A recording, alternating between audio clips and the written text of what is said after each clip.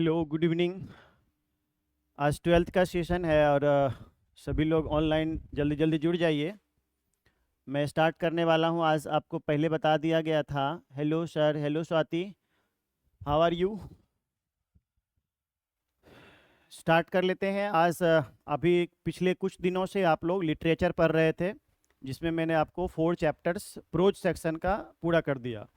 उसके बाद अब हम लोग फिर से एक नया सेशन लेके आएंगे लिटरेचर का कुछ दिनों के बाद। तो मैंने उस दिन प्लान कर लिया था, आपको याद होगा, कि अभी हम लोग कुछ दिन फिर ग्रामर पढ़ेंगे। ठीक है, तो ग्रामर लिटरेचर का कॉम्बिनेशन करके चलते रहेंगे। तो मुझे लगता है ये आपके लिए बेनिफिशियल भी होगा, थोड़ा मज़ेदार भी होने वाला है। तो हम लोग स्टार्ट करते हैं। फाइन, यस, हम स्टार्ट कर लेते हैं। आपका नया टॉपिक है, काफ़ी इंटरेस्टिंग है। आप 11th में भी पढ़े होंगे, या फिर आप जब 10th के पहले होंगे, यानी 9th में 10th में होंगे तो भी पढ़े होंगे। लेकिन मैं कुछ आपको अलग तरीके से, इंटरेस्टिंग तरीके से सिखाऊंगा। और आप अगर शुरू से सीखेंगे तो मैं आपसे वादा करता हूँ कि आपको कम्पिटिटिव लेवल तक नरेशन के क्वेश्चन में कोई दिक्कत नहीं होगी। हालांकि इसमें मुझे लगता है कम से कम 5 से 6 लेक्चर्स लगेंगे। And you will have to make patience, आपको धैर्य रखना होगा, बना रखना होगा। और इसके बाद ही हम लोग इसको पूरा कर पाएंगे और सीख पाएंगे। ठीक है, मैं शुरू करता हूँ। नरेशन आपके सामने में यहाँ लिखा होगा, narration. So firstly we will have to know the actual meaning of narration. Narration कहते किसको हैं? What does it mean of narration? Narration, शुरुआत करते हैं कि नरेशन कहते किसको है। नरेट शब्द से बना है। ठीक है, मैं इसको थोड़ा ऊपर कर लूँ अब। नरेट शब्द से बनता है, नरेट, NARRATE। और नरेट करने का मतलब होता है,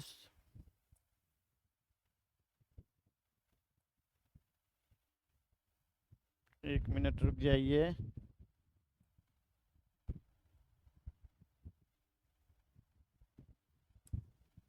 अरे यार, ये क्या हो गया? चलो इसको,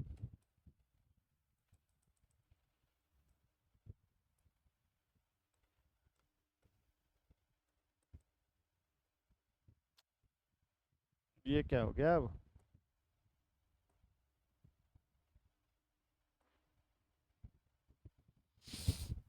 एक मिनट, थोड़ा रुक जाइए।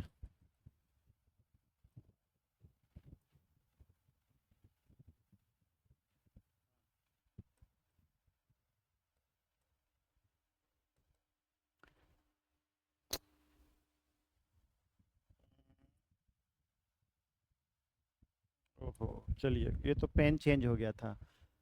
कोई बात नहीं, अभी इसको हम लोग क्लीन कर लेते हैं। और नरेट शब्द से बना है, नरेट।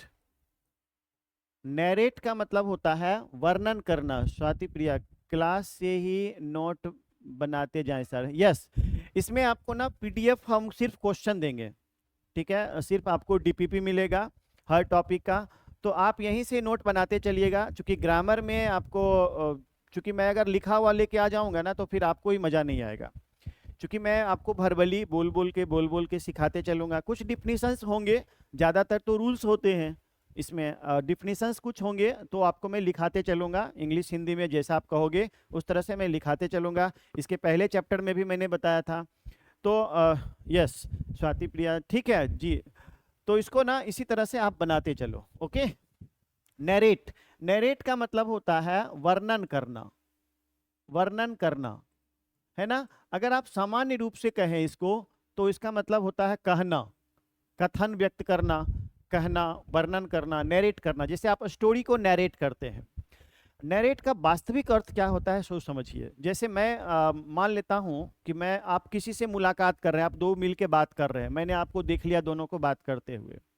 उसमें से एक व्यक्ति मेरे पास आया, तो मैं उसे पूछ रहा था, मैं उसे पूछूंगा कि आप दोनों क्या बात कर रहे थे। तो वो जो स्टोरी जो आप दोनों के बीच में चल रही थी, यानी कि आप दोनों के बीच में जो कन्वर्सेशन चल रहा था, वो कन्वर्सेशन आप मुझे आके बताते हैं, यानी आप उन चीज़ों को नरेट करते हैं।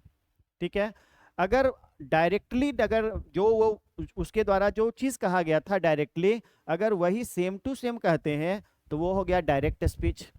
और अगर उसी बात को आप अपने तरह से, अपने तरीके से, यानी कि अपने भाषा में अगर बोलते हैं, यानी उसका सारांश बोलते हैं, उसका एपिटॉमिक फॉर्म बोलते हैं, तो उसको हम लोग इनडायरेक्ट नरेशन कहते हैं। तो सामान्य रूप से अगर anybody if anybody want to define the narration, अगर कोई आपसे पूछे कि डिफिनीशन दीजिए नरेशन का, तो आप सीधा सीधी कहेंगे कि narration is a form of transformation. जैसा मैंने वॉइस में भी बताया था आपको कि ट्रांसफॉर्मेशन होता है। और ट्रांसफॉर्मेशन किसको कहते हैं, थोड़ा ध्यान से समझिएगा। जैसे मैं आपको 100 रुपया दिया, तो आप मुझे 50 का 2 नोट दे दीजिएगा, ये भी 100 का हो गया। आप मुझे 10 का 10 नोट भी दे सकते हैं, ये भी हो गया। तो इसका जो वैल्यू है वही इसका भी वैल्यू है, दोनों का वैल्यू एक समान है। यानी कहने का मतलब है कि आप दोनों जो बात कर रहे थे उसमें से एक व्यक्ति मेरे पास आकर वही सेम टू सेम नरेट करता है, यानी डिस्क्राइब करता है, वर्णन करता है। तो जो अगर डायरेक्टली वर्णन करता है तो वो डायरेक्ट स्पीच हो गया, इनडायरेक्टली वर्णन करता है उसको इनडायरेक्ट स्पीच कहते हैं। और यह एक ट्रांसफॉर्मेशन का रूप होता है। ट्रांसफॉर्मेशन का फॉर्म होना मतलब क्या हो गया कि डायरेक्ट से इनडायरेक्ट जब बदलेंगे तो हम डायरेक्ट और इनडायरेक्ट दोनों का अर्थ एक समान होना चाहिए। ठीक है, इसी को ट्रांसफॉर्मेशन कहते हैं। Actually I have already taught you the definition of transformation like this. Transformation is a grammatical process in which we have to change from one grammatical form to other grammatical form without altering its meaning. बिना अर्थ बदले एक रूप से दूसरे रूप में परिवर्तन करना ट्रांसफॉर्मेशन कहलाता है। And narration is a form of transformation. Narration भी ट्रांसफॉर्मेशन का एक रूप होता है। फिर से इसको शुद्ध हिंदी में समझिए, जिसमें वक्ता, वक्ता बोले तो स्पीकर, वक्ता के कथन को प्रत्यक्ष अथवा अप्रत्यक्ष रूप से प्रस्तुत करना ही नरेशन कहलाता है। ये आपको किताबी भाषा में दिया हुआ हो गया, यानी कि आपकी किताबों में जो डिफिनीशन लिखे रहते हैं नरेशन के, वो रहते हैं कि वक्ता के कथन को प्रत्यक्ष यानी डायरेक्ट अथवा अप्रत्यक्ष यानी इनडायरेक्ट तरीके से प्रस्तुत करना, वर्णन करना, नरेट करना ही नरेशन कहलाता है। एक सामान्य डिफिनीशन हो गया। ठीक है, अब इसी चीज को हम लोग ग्रामेटिकली डिफिनीशन में देखेंगे, उसको हम लोग सीखेंगे। लेकिन उसके लिए पहले हमें reporting verb, reporting speech, reported speech, reported clause, ये कुछ डिफरेंट ग्रामेटिकल टर्म्स हैं जिनको कि आपको सीखना पड़ेगा। ठीक है, चलिए मैं स्टार्ट कर लेता हूं। तो नरेट शब्द से बना है नरेशन, और नरेट मतलब होता है वर्णन करना। अब हम लोग पहले नरेशन के डिफिनीशन को समझते हैं। ठीक है, चलिए आप ना लिखते चलना साथ ही साथ। चलिए यहाँ से आपको स्टार्ट कर देना है लिखना। पहले लिख लीजिए फिर से वही बात, नरेट। नरेट का मतलब होता है वर्णन करना। आप लिखते चलो, यहाँ से आपका नोट तैयार हो रहा है। अब वर्णन करना है ना, जिसको कि हम लोग सामान्य भाषा में डिस्क्राइब बोलते हैं। डिस्क्राइब या एक्सप्लेन करना, आप सामान्य रूप से इन शब्दों को ऐसे समझते हैं, है ना। लेकिन अगर आप इसे सामान्य भाषा में कहें तो इसको हम लोग कहना भी बोलते हैं। कहना, जैसे कहना के लिए से होता है, टेल होता है, बहुत सारे अर्थ होते हैं इसके लिए। अब हम लोग इसमें सीखेंगे कि it is a form of transformation. मैं इंग्लिश में लिखते चलता हूं, क्योंकि आप लोग सभी कंफर्टेबल हैं। जो लोग ऑनलाइन, कम से कम जो लोग ऑनलाइन करते हैं, उन सबको मैंने परखा है कि आप देखते हैं, और मुझे लगा ऐसा कि आप लोग इंग्लिश में जब मैं लिखता हूं तो कंफर्टेबल हैं, और हिंदी में मैं उसे समझाते चलूँगा। हिंदी में मैं ना लिखाऊं तो ज़्यादा अच्छा रहेगा। ठीक है, चूँकि आप इंग्लिश पढ़ रहे हैं तो इंग्लिश में मुझे लगता है ज़्यादा लिखना चाहिए। It is a form of, it is a form of transformation, it is a form of transformation in which, जिसमें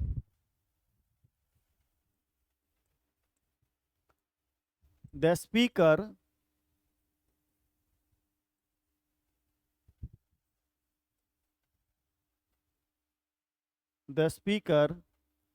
states समथिंग, कुछ कहता है, डायरेक्टली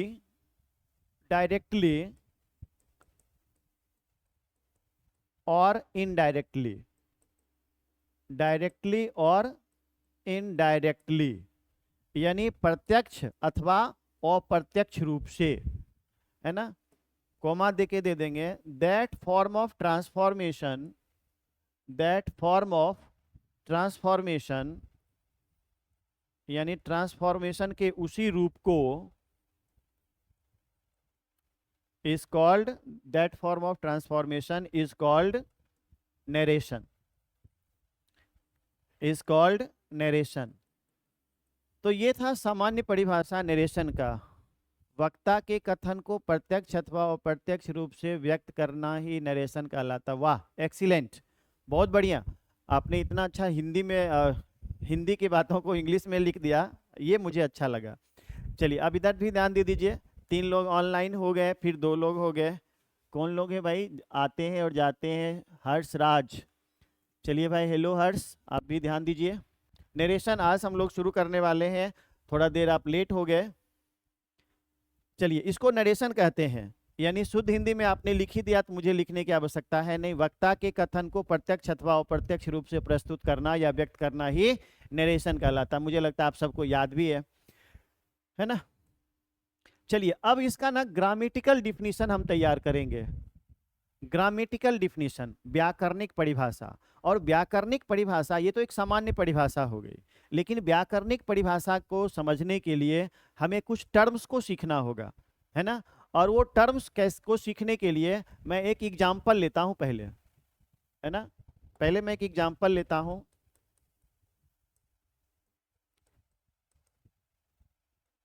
एग्जाम्पल में मैं एक सेंटेंस लिखता हूं, जैसे Ramu says to me, Ramu मुझसे कहता है, ठीक है। I am your best friend, I am your best friend. Ramu मुझसे कहता है कि मैं तुम्हारा सबसे अच्छा दोस्त हूं। अब इस सेंटेंस में आप पहले जो व्याकरण के फैक्ट्स हैं रिलेटेड टू नरेशन, उनको हम समझने की कोशिश करते हैं, ठीक है। और मैं आपको यहाँ से समझाऊं कि ये जो यहाँ से लेके और यहाँ तक, इसको हम लोग कहते हैं रिपोर्टिंग स्पीच, ठीक है। यहाँ तक रिपोर्टिंग स्पीच। इसका दूसरा नाम भी होता है रिपोर्टिंग क्लाउज। इसको हम लोग दूसरे नाम से भी व्यक्त करते हैं, रिपोर्टिंग क्लाउज। और ये जो हमारा होता है यहाँ से लेके यहाँ तक, यानी कि अंडर इन्वर्टेड कॉमा, इसको कहते हैं रिपोर्टेड स्पीच। इसको हम लोग रिपोर्टेड क्लाउज भी कहते हैं, इसको हम लोग रिपोर्टेड क्लाउज भी कहते हैं, ठीक है। और बहुत सारे ऐसे व्याकरण के ग्रामर के बुक्स होते हैं जिसमें इसे क्लाउज सेपरेटर कहा जाता है, यानी दोनों क्लाउज को अलग करने वाला। यानी कि दोनों क्लाउज के लिए अलग करने के लिए हमने इसका प्रयोग किया कॉमा का और ये डबल इन्वर्टेड कॉमा का, तो इसको क्लाउज सेपरेटर का भी नाम दिया जाता है। But you may not recognise it, आप इसे रिकॉग्नाइज नहीं भी कर सकते हैं, ठीक है। But you will have to consider these two terms. First one is reporting speech and second one is reported speech. What does it mean of reporting speech, पहले मैं इसको आपको डिफाइन करके बताऊंगा। चलिए, एक और बात है यहाँ पे, कि ये जो सेज लिखा हुआ है ना, ये जो सेज लिखा हुआ है, ये जो वर्ब है, इसको हम लोग कहेंगे रिपोर्टिंग वर्ब, इसको कहेंगे रिपोर्टिंग वर्ब। यानी रिपोर्टिंग स्पीच में मेंशन किए हुए वर्ब रिपोर्टिंग वर्ब कहलाएंगे। और ये हो गया ऑब्जेक्ट, यानी इस रिपोर्टिंग वर्ब का ये ऑब्जेक्ट हो गया और ये रिपोर्टिंग वर्ब का सब्जेक्ट हो गया, ठीक है। रिपोर्टिंग वर्ब का सब्जेक्ट हो गया ये, और रिपोर्टिंग वर्ब का ये ऑब्जेक्ट हो गया। यानी me is the object of reporting verb and Ramu is the subject of reporting verb says.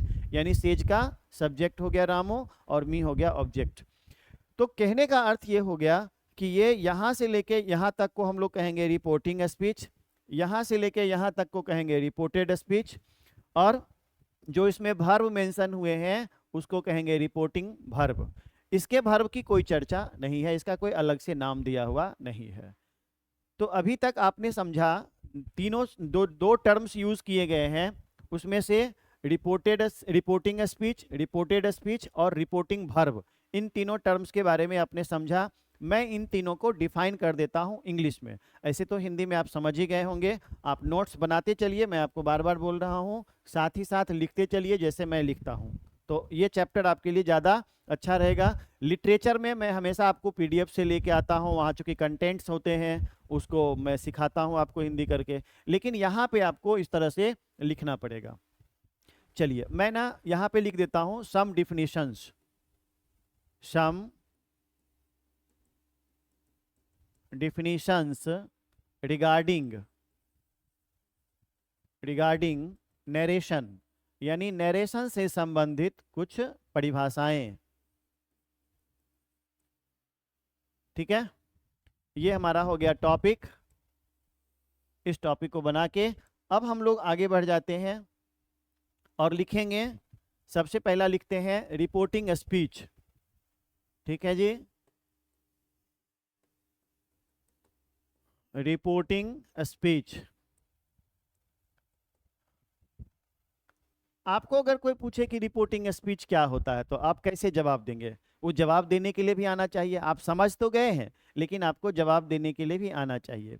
यानी कि डायरेक्ट स्पीच का वह भाग, डायरेक्ट स्पीच अभी था जो लिखे थे, डायरेक्ट स्पीच का वह भाग जो इन्वर्टेड कोमा के बाहर लिखा जाता है, और डायरेक्ट स्पीच का वह भाग जो डबल इन्वर्टेड कोमा के या सिंगल इन्वर्टेड कोमा में भी लिखा जाता है, यानी इन्वर्टेड कोमा के अंदर लिखा जाता है, उसको हम लोग क्या कहेंगे? Reported speech. और बाहर जो लिखा जाता है उसको रिपोर्टिंग स्पीच। तो राइट डाउन प्लीज, लिखिए। It is a part of, it is a part of direct speech, it is a part of direct speech which is mentioned, mentioned, यानी जो लिखा जाता है आउटसाइड, आउटसाइड यानी बाहर, आउटसाइड का मतलब बाहर, outside the inverted coma, inverted coma, है ना भाई? यानी इन्वर्टेड कोमा के आउटसाइड जो भाग डायरेक्ट स्पीच का होता है वो पूरा रिपोर्टिंग स्पीच कहलाता है। ठीक है, मैंने यहाँ पे मेंशन कर दिया है, आप एग्जाम्पल में वहाँ पे लिख लीजिएगा। अब आते हैं हम दूसरे में, रिपोर्टिंग स्पीच हो गया, अब लिखेंगे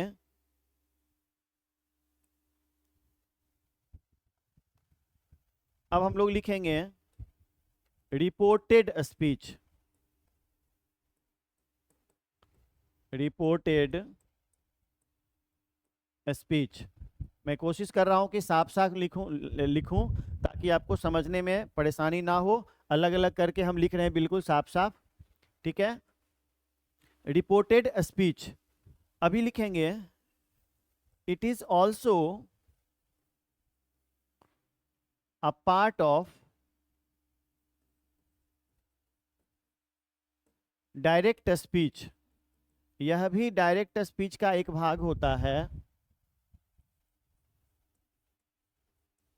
यह भी डायरेक्ट स्पीच का एक भाग होता है, which is mentioned या which is written भी आप लिख सकते हैं, जो लिखा जाता है, तो which is mentioned माने उल्लेख किया जाता है, which is mentioned inside, inside मतलब अंदर,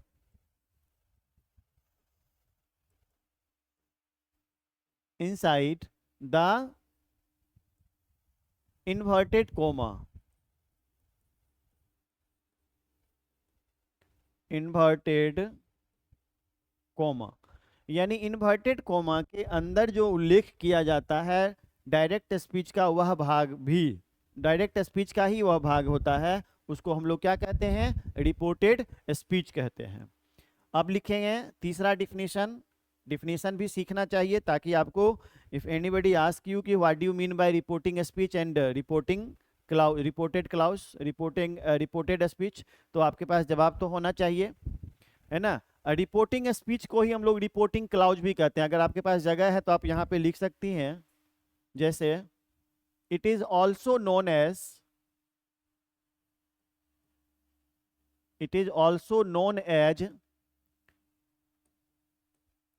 रिपोर्टिंग क्लाउज। इसमें लिख लेंगे रिपोर्टिंग क्लाउज, और इसमें लिख लेंगे it is also known as reported clause.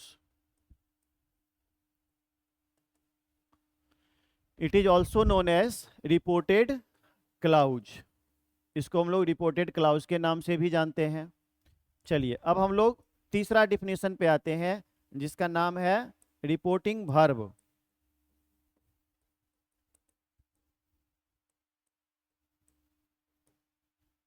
Reporting verb क्या होगा, यानी कि डायरेक्ट स्पीच का वह भाग, दैट मीन्स की रिपोर्टिंग स्पीच का ये भाग हुआ, यानी रिपोर्टिंग स्पीच में मेंशन किए गए वर्ब को ही रिपोर्टिंग वर्ब कहते हैं। ठीक है, तो लिखेंगे it is a verb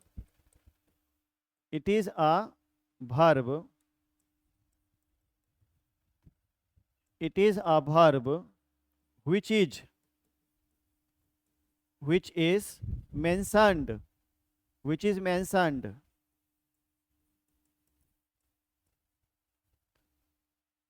in कहाँ पे, रिपोर्टिंग स्पीच, यानी जो रिपोर्टिंग स्पीच में मेंशन किया हुआ वर्ब होता है उसी को हम लोग रिपोर्टिंग वर्ब कहते हैं। ठीक है, इन रिपोर्टिंग स्पीच। चलो भाई फुल स्टॉप। ठीक है भाई। अच्छा, आप किताबों में कहीं कहीं पे लिखा हुआ पूरा रिपोर्टिंग स्पीच को रिपोर्टिंग वर्ब भी बोलते हैं, कहीं कहीं आप लिखा हुआ देखेंगे, तो आप कंफ्यूज मत होना। इसका मतलब ये हुआ कि रिपोर्टिंग वर्ब ही उस पूरे क्लाउज का या पूरे स्पीच का पार्ट होता है, इसलिए उसको नाम रिपोर्टिंग वर्ब भी कह लेते हैं, तो उससे कोई प्रॉब्लम नहीं है। बल्कि मैंने आपको अलग अलग मेंशन करके बता दिया कि इन्वर्टेड कोमा के बाहर जो है वो रिपोर्टिंग वर्ब है, रिपोर्टिंग स्पीच है, और इन्वर्टेड कोमा के अंदर जो है वो रिपोर्टेड स्पीच है। रिपोर्टेड स्पीच को रिपोर्टेड क्लाउज भी कहते हैं, रिपोर्टिंग स्पीच को रिपोर्टिंग क्लाउज भी कहते हैं। और रिपोर्टिंग स्पीच में जो मेंशन वर्ब होता है, से आस्क जो भी लगा रहेगा, आगे बहुत सारा चीज देखेंगे, बहुत सारा अलग अलग तरह के वर्ब का प्रयोग देखेंगे, उसे हम लोग रिपोर्टिंग वर्ब कहते हैं। ठीक है, समझ में आ गया होगा। एक बार आप हाँ बोल दीजिए, इतना समझने में कोई परेशानी तो नहीं है ना, लिख पा रहे हैं। अगर आप लिख नहीं पा रहे हैं तो मैं थोड़ा देर नीचे करके आपको रख देता हूं। आप यहाँ पे सम डिफिनीशंस रिगार्डिंग नरेशन से संबंधित सब लोग समझ में भी आ गया होगा, सभी लोगों को जो लोग ऑनलाइन है। चलिए, ये काफ़ी अच्छे हैंडराइटिंग में मैंने लिखा ताकि आपको समझ में भी आ जाए। और ठीक है ना, चलिए मैं आगे बढ़ जाता हूँ। लाइक पा रहे हैं, लाइक नहीं लिख पा रहे हैं कोई बात नहीं। अच्छा चलिए, लिख पा रहे हैं ना, आप लिख पा रहे हैं और हम लाइक पा रहे हैं, लाइक। चलिए मैं आगे लिखूं, हाँ लिख। चलिए मैं आगे लिखता हूं। अब ना हम लोग इसका ग्रामेटिकल डिफिनेशन तैयार करते हैं। ग्रामेटिकल जो मैंने अभी थोड़ा देर पहले बोला था, अभी हम लोग एक्चुअली नरेशन के डिफिनेशन पर ही हैं, और नरेशन को डिफिनेशन को करने के लिए ही इन 3 टर्म्स को हमने यहाँ पे समझा है। ठीक है, तो अब फिर से लिखते हैं ग्रामेटिकल डिफिनेशन ऑफ नरेशन। अब लिखिए यहाँ पे grammatical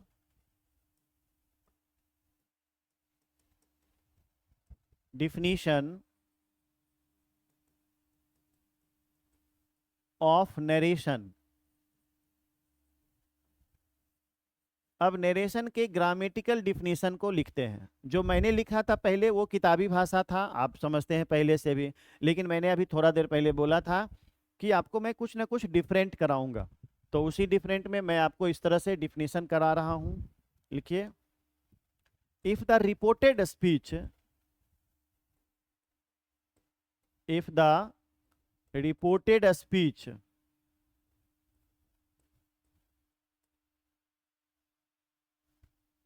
repeats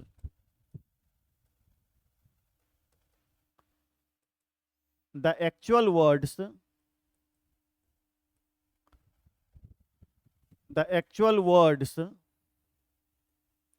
of the speaker,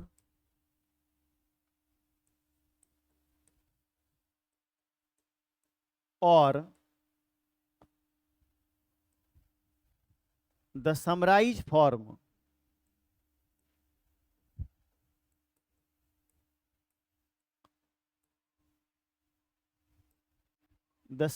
form or description of the statement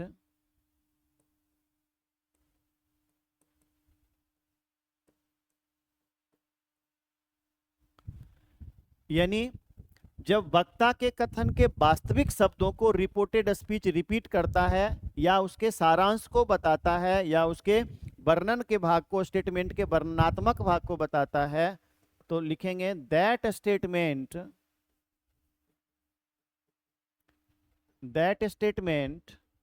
is called narration. उसे हम लोग क्या कहते हैं?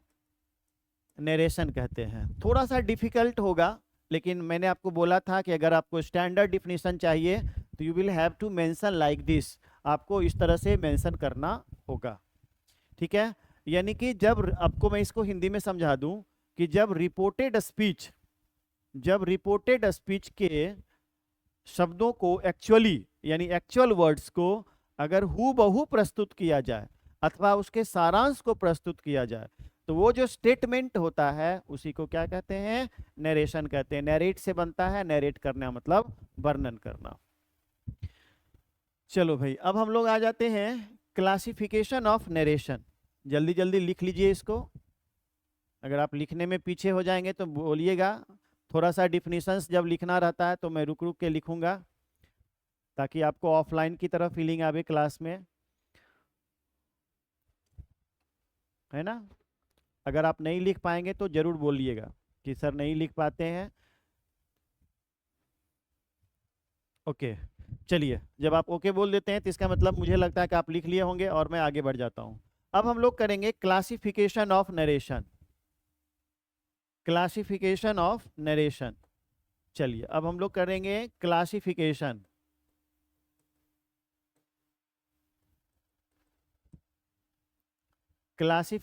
Of narration. क्लासिफिकेशन का मतलब हो गया वर्गीकरण, यानी कितने टाइप में इसको हम लोग बांटते हैं। तो आपको पहले से भी पता होगा, लेकिन फॉर्मेलिटी है कि हमें हर चीज को लिखना पड़ेगा। यहाँ पे नोट्स भी आपका बनना चाहिए। तो लिखिए, there are two types of narration के दो प्रकार होते हैं। ठीक है, एक होता है, पहला होता है डायरेक्ट स्पीच।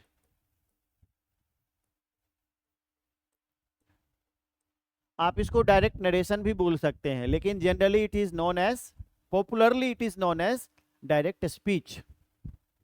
दूसरा होता है इनडायरेक्ट स्पीच।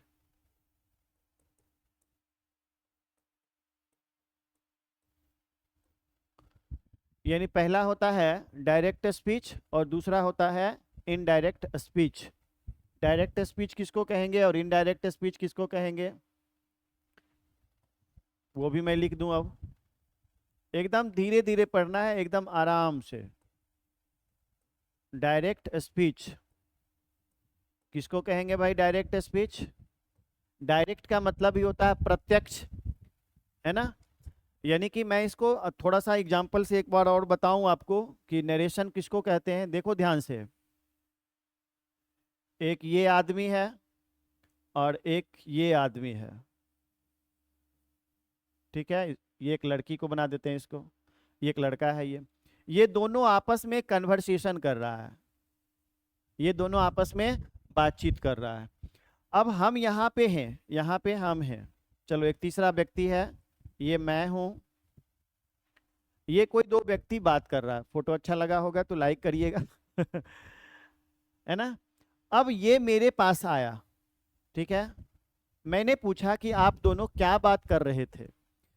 तो इन दोनों में जो बातचीत हुई वो अगर प्रत्यक्ष रूप से यानी डायरेक्टली, इसने अगर इससे कहा कि तुम मेरे दोस्त हो, ठीक है, इसके मुंह से निकला, ये लड़का है ये लड़की है, इसने कहा कि तुम मेरे दोस्त हो यानी यू आर माई फ्रेंड।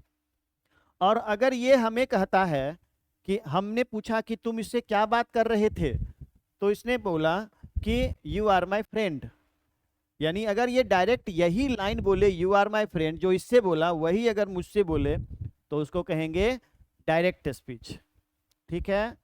लेकिन अगर ये बोले मुझसे कि मैंने उससे अपना दोस्त कहा, अगर ये मुझसे कहे कि मैंने उसे अपना दोस्त कहा, तो ये हो गया इनडायरेक्ट स्पीच। दोनों का मतलब एक ही है, डायरेक्ट स्पीच और इनडायरेक्ट स्पीच दोनों का मतलब एक ही है, बस केवल ये जो इससे बोला वही डायरेक्ट अगर मुझसे बोले तो वो डायरेक्ट स्पीच हो गया। लेकिन इसकी दोनों के बीच जो बातचीत हुई थी उसके भाव को बोलना, उसके समराइज को बोलना, यानी सारांश को बोलना कि सर मैंने इसे अपना दोस्त कहा, तो ये जो बात हो गई वो हो गया इनडायरेक्ट स्पीच, ठीक है, समझ में आ गया होगा अब तो। और जो डायरेक्ट हुआ वो डायरेक्ट स्पीच, और इनडायरेक्टली जो बात किया गया वो इनडायरेक्ट स्पीच हो गया, ठीक है भाई। चलो अब हम इसको मिटा देते हैं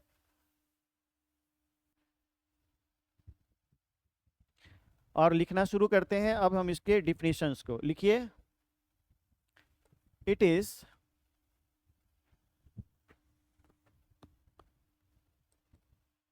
a form of transformation, it is a form of transformation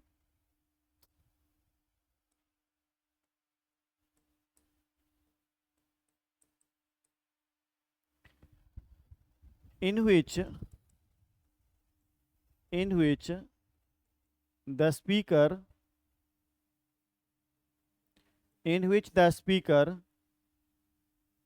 speaks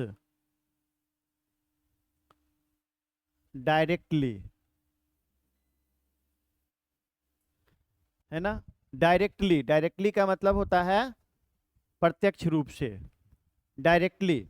it is a form of transformation, यानी ट्रांसफॉर्मेशन का एक रूप होता है, इन विच जिसमें स्पीकर यानी वक्ता प्रत्यक्ष रूप से कहता है, ठीक है, कॉमा दैट स्टेटमेंट यानी वो कथन इज नोन एज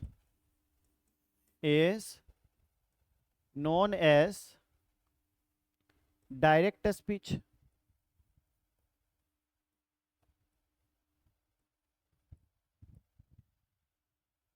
है ना।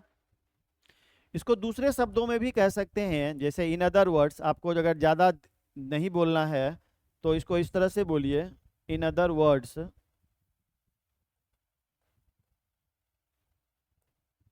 if the statement of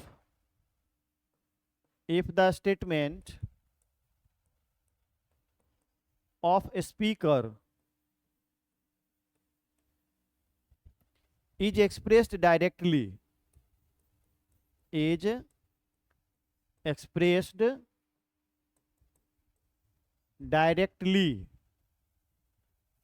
if the statement of a speaker is expressed directly, it is called direct speech.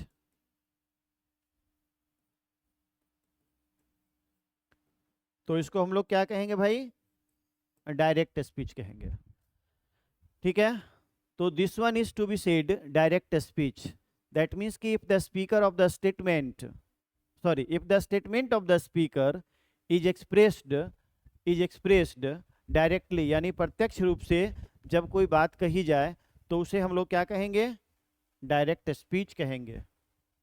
ठीक है, अगर आप नहीं लिख पा रहे होंगे जल्दी जल्दी तो जरूर बोलिएगा, मैं रुकूंगा। और एक एग्जाम्पल भी अब हम यहाँ पे ले लेते हैं, या मैं साथ में एग्जाम्पल ले लूंगा ताकि मैं डायरेक्ट से इनडायरेक्ट बना के भी दिखा दूं। और दूसरा हमारा होगा indirect speech.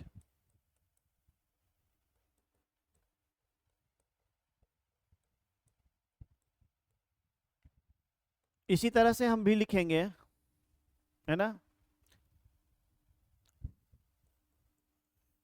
If the statement, shortcut में लिखते हैं, if the statement of speaker, if the statement of a speaker is expressed indirectly, indirectly बोले तो अप्रत्यक्ष रूप से,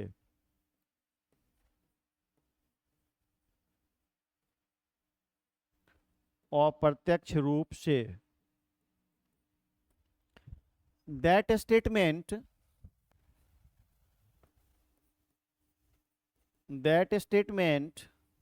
is known as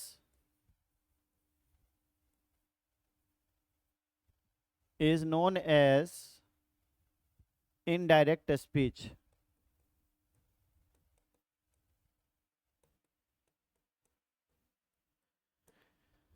यानी वक्ता के कथन को अप्रत्यक्ष रूप से प्रस्तुत करते हैं या करना ही क्या कहलाता है, इनडायरेक्ट स्पीच कहलाता है। अब हम लोग एग्जाम्पल पे आ जाते हैं। लिख पा रहे हैं सभी लोग?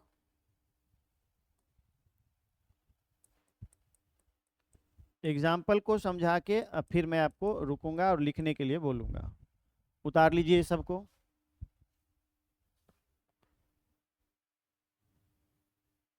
चलिए, आप हाँ बोल रहे हैं, इसका मतलब लिख पा रहे हैं। चलिए, तो मैं जल्दी से एग्जाम्पल अब बताऊं। एक छोटा सा एग्जाम्पल हम लेते हैं। जनरली हम नाम रामू लेते हैं। Ramu says to me, Ramu मुझसे कहता है। जी सर, ठीक है, लिख पा रहे हैं। हर्षराज भी लिख पा रहे हैं, स्वाति प्रिया भी लिख पा रही हैं। मेरा कहना यह है कि मैं अभी सिंपल सेंटेंस लेता हूँ, है ना। तरह तरह के सेंटेंसेस आएंगे, अभी तो शुरू ही हुआ है ना। और धीरे धीरे करके हम लोग इसके लास्ट तक जब सीखेंगे तो आपको समझ में आएगा कि नरेशन का एक्चुअल मीनिंग क्या है। रामू सेज टू मी, अभी मैं लिखता हूं यहाँ पे, my friend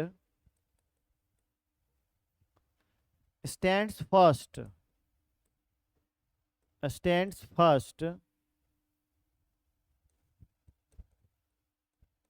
in his class. यहाँ इन्वर्टेड कोमा, अरे यार, चलो मैं नीचे ही लिख देता हूँ अब इसको, इन his class, full stop, double inverted coma बंद। तो ये जो व्हाइट कलर से लिखा हुआ है ये हमारा रिपोर्टेड स्पीच हो गया, और ये जो येलो कलर से लिखा हुआ है वो हमारा रिपोर्टिंग स्पीच हो गया, और ये हमारा डायरेक्ट स्पीच हो गया। ये जो एग्जाम्पल हुआ है, एग्जाम्पल हम यहाँ लिख देते हैं, और ये हम लिख देते हैं, ये हमारा हुआ डायरेक्ट स्पीच।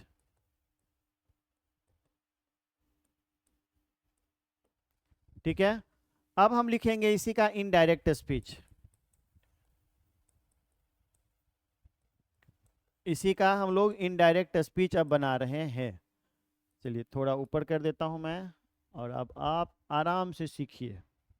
हालांकि अभी मैंने रूल नहीं बताया है। Shivam Kumar, hello sir, hello Shivam, इतना लेट हो गया। How are you Shivam? Shivam how are you, कैसे हो आप?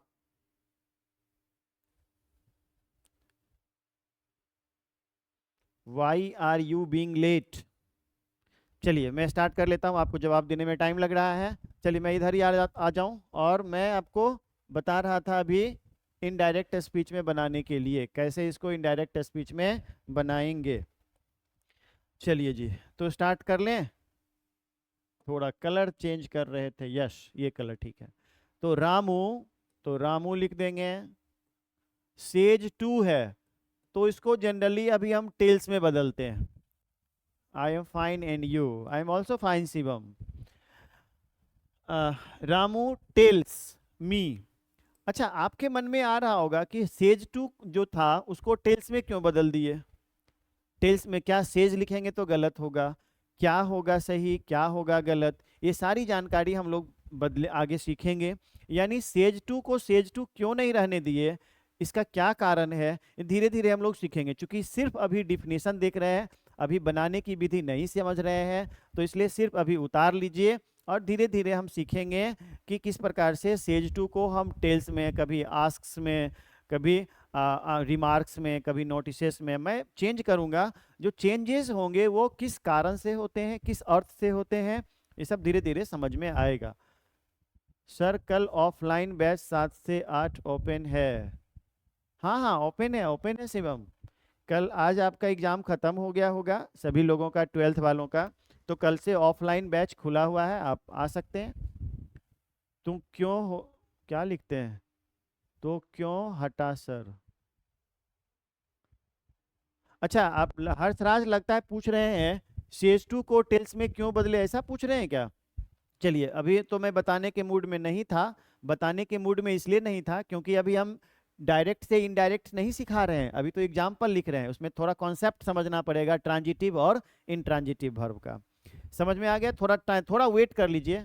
हाँ, थोड़ा वेट कर लीजिए। सेज 2 को हम टेल्स में बदले हैं, तो क्यों बदले मैं कारण बताऊंगा। आप जनरली अभी तक क्या होता था कि टीचर लोग सिखा देते हैं या किताबों में रहता है लिखा हुआ कि सेज 2 को हम टेल्स में बदल लेते हैं, but what are the reasons behind it, इसके पीछे क्या कारण है। लेकिन कारण को सीखने के लिए उसके पहले जो फैक्ट्स हैं उसको समझना पड़ता है। अभी हम लोगों का ध्यान है सिर्फ रूल है कुछ चेंज करने के। Okay sir. हाँ हाँ स्वाति, देखिए आप समझने की कोशिश करिए, सभी से मैं रिक्वेस्टली बोलता हूँ कि हर चीज़ का एक टाइम होता है। अभी आप खुद समझिए कि मैं डायरेक्ट और इनडायरेक्ट स्पीच पढ़ा रहा हूँ, इसको डिफिनीशन में लिख रहा हूँ, अभी अभी तो शुरू भी नहीं हुआ है। कहते हैं ना अभी तो पार्टी शुरू नहीं हुई, अरे यार वैसा नहीं गाना है। हाँ, शिवम बोले सन 1 2 3, अरे वो सब बाद में आएगा। मुझे पता है कि आपको पता है कि नरेशन को कैसे बनाते हैं, लेकिन थोड़ा you will have to keep patience. That लगाते हैं इसके बदला में, तो फिर आपके मन में एक सवाल आएगा कि why are it changed as that, इसे दैट में क्यों बदला जाता है। सब हम लोग सीखेंगे आगे आने वाले समय में। टीएनजी मत करो, तंग मत करो सर को। Yes yes yes. अच्छा, आप एक बात मैं आपको बताऊं, जो लोग ऑनलाइन हैं अभी तक, अभी ऑलमोस्ट 2 मंथ्स प्लस क्लास हो चुके हैं ऑनलाइन, क्या आपने कभी कोई सवाल पूछा और ऐसा तो नहीं हुआ कि मैं जवाब नहीं दिया हूँ? हमेशा जवाब देता हूँ, लेकिन सबका समय होता है। अगर मैं अभी इस चीज़ में उलझ जाऊंगा ना, तो आप जो चीज़ सीखने वाले हैं वो चीज़ सीख नहीं पाएंगे। Have patience please. चलो, कोई बात नहीं। कोई तंग नहीं, तंग नहीं, मुझे कोई तंग नहीं करता, मतलब मैं ऐसे ही बोल रहा हूँ। Ramu tells me that. अब देखो ये माय फ्रेंड है, तो माय फ्रेंड थर्ड पर्सन है, नो चेंज होगा, तो फिलहाल अभी हम लिख देते हैं, अभी इस रूल पर ध्यान ही नहीं जाना है आपका, है ना। स्टैंड्स फर्स्ट है तो स्टैंड्स फर्स्ट भी दे दिए। अभी सिर्फ आपको इसको उतार लेना है बस। जब मैं बताऊंगा इसको इन हिज क्लास, तो in his class, there is no change regarding anything else. अभी कोई चेंजेस इसमें चांसेस नहीं है, इसलिए आप केवल इसे लिख लीजिए। है पेशेंस, मैं आपको सिखाऊंगा, आप एकदम टेंशन नहीं लो। आप सिर्फ अभी इस दोनों को उतार लीजिए, ये डायरेक्ट स्पीच का एग्जाम्पल हो गया और ये इनडायरेक्ट स्पीच का एग्जाम्पल हो गया, ठीक है। अब हम लोग पढ़ेंगे कि how can we transform from direct to indirect speech, है ना। अब आप हेडिंग दीजिए और यहाँ से आपका सब सीखना शुरू हो जाएगा कि सेज 2 को किस में बदलेंगे। प्रॉब्लम है तो पूछे नहीं। हर्षराज आप तो नाराज हो गए लगता है। मैं हर्षराज आपको ये नहीं बोला, मैंने आपको ये नहीं बोला कि नहीं पूछिए, लेकिन अभी मैं बताऊंगा तो उसमें ज़्यादा आप उसमें फंस जाओगे। ट्रांजिटिव इंट्रांजिटिव का कॉन्सेप्ट समझाना पड़ेगा। Have patience please. चलिए अभी मैं सिखा देता हूँ, इसके बाद मैं आपको वही चीज़ पे ले चलता हूँ, सिखा देता हूँ। चलिए अब यहाँ पर लिखेंगे how can we transform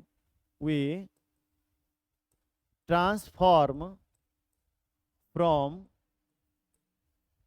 direct to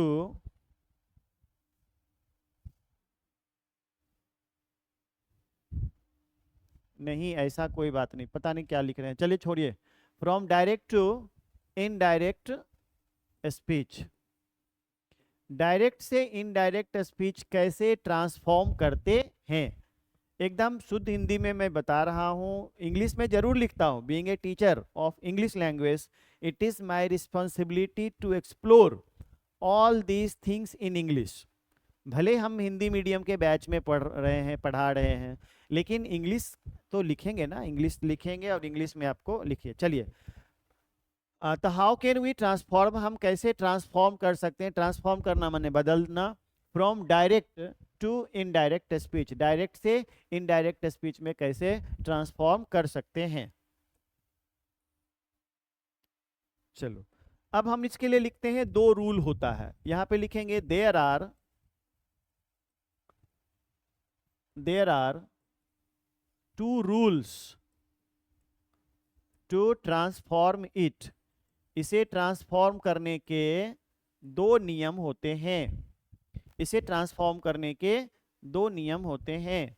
सबसे पहला लिखिए जनरल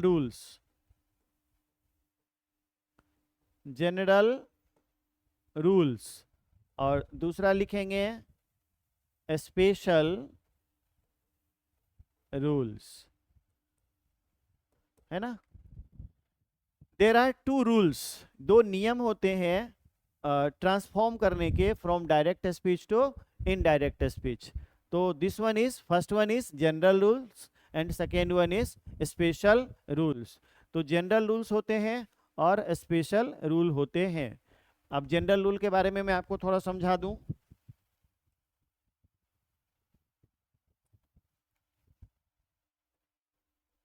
चलो, अब हम लोग पढ़ेंगे अभी जनरल रूल्स।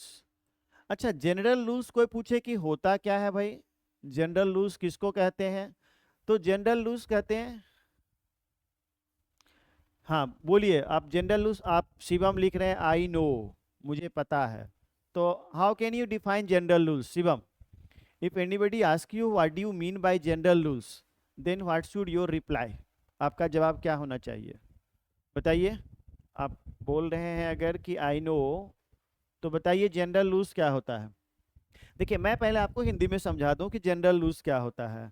डायरेक्ट से इनडायरेक्ट स्पीच में बदलने में, डायरेक्ट से इनडायरेक्ट स्पीच बदलने में जिन सामान्य नियमों का पालन करते हैं, जिन जनरल रूल्स को फॉलो करते हैं, सामान्य नियमों का पालन करते हैं, बेसिक रूल्स को फॉलो करते हैं, उसी को क्या कहते हैं, general rules of narration. Narration का जनरल रूल्स कहते हैं।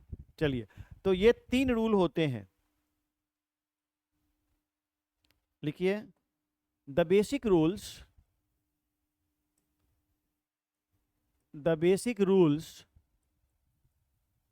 of narration,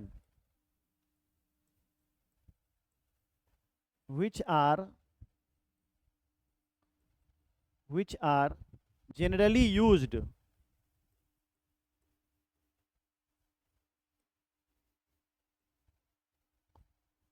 to transform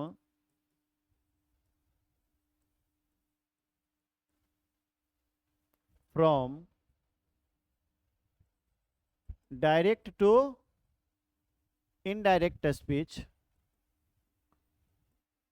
direct to indirect speech.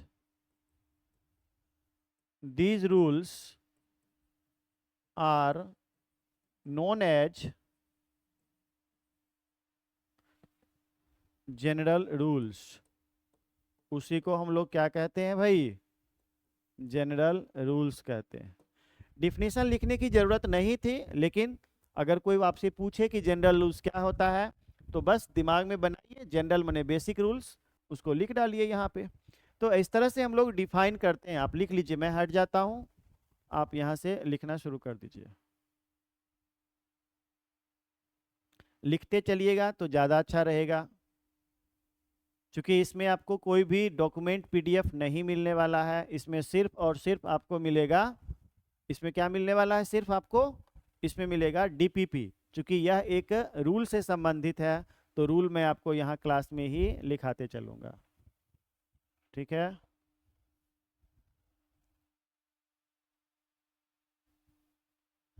लिख लिए, आगे बढ़ें। लिख लिए, चलिए, स्वाति ने बोला लिख लिए। चलो अब हम लोग ना लिखेंगे कि देयर आर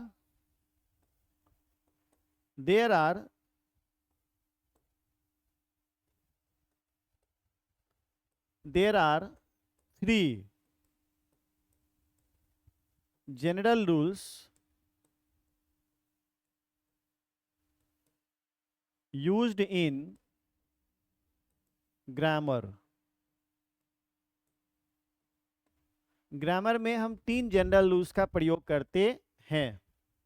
हाँ, हर्षराज लिख लिए सर, ठीक है हर्षराज, चलिए ओके, थैंक यू। आगे बढ़िए। अब 3 जनरल रूल्स होते हैं, जिसमें से सबसे पहला होता है change of person.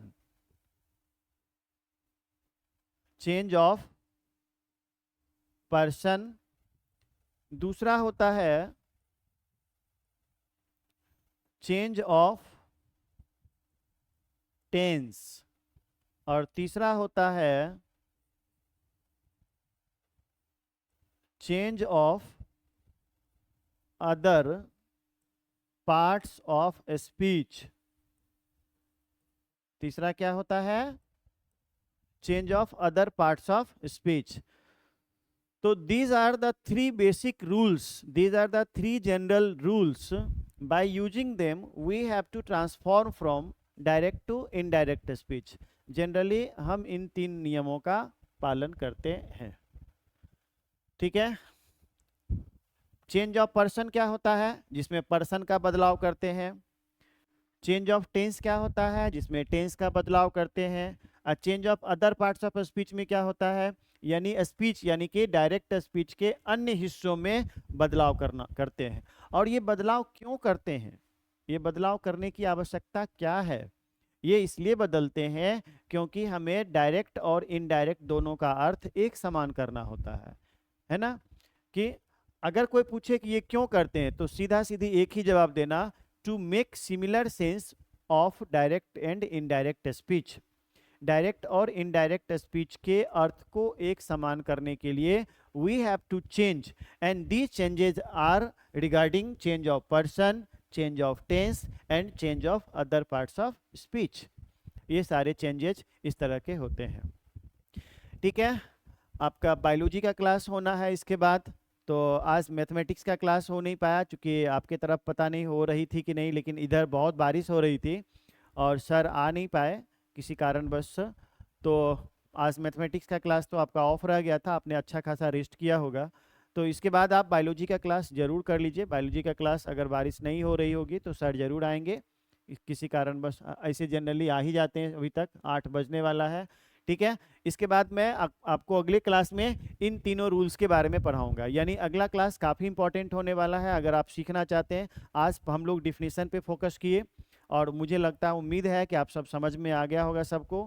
Class miss मत करना, अगला क्लास जरूर करना है अटेंड। ठीक है, और आप सबको क्लास करने के लिए बहुत बहुत धन्यवाद।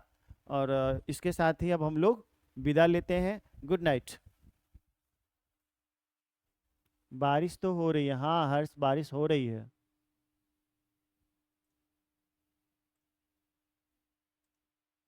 बाय।